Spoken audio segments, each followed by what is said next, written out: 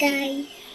Please watching me. Gawa ako bracelet and bracelet. Let's go. Okay mga sa tuling ng video, let's dependent over Surigao City. For today's video.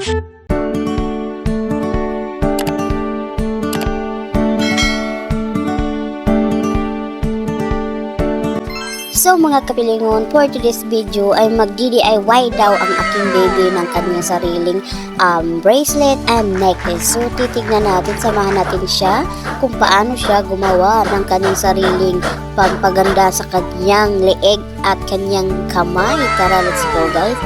Simulan na natin ito. Pasensya na kayo, kayo mga pilingon, medyo malikot ang aking cellphone dahil wala kaming camera at wala kaming lagayan. So nag-i-enjoy na nga ang aking baby dito. Alam nyo guys, mas maganda ito para sa mga chikiting natin, para maiwasan nila na magga-gadget, o diba? Mas nai-enjoy pa sila dito at may matutunan pa sila dito.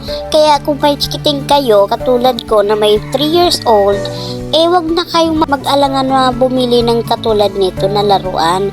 Kasi maganda to para sa kanila. Maiiwasan nilang mag-gadgets, mag-cellphone ng todo.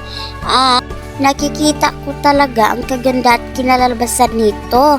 Kaya ito nga, natapos na nga siyang gumawa ng kaniyang sariling necklaces. So ito, itatry na natin ipasok sa kaniyang leeg.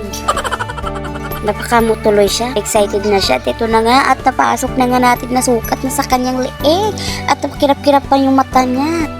Meron na ako na bracelet. Look guys.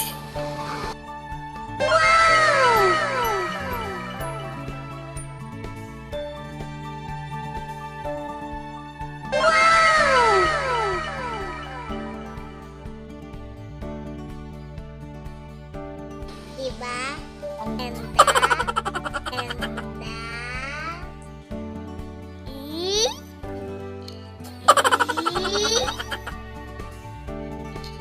Thank you for watching, guys. Bye-bye.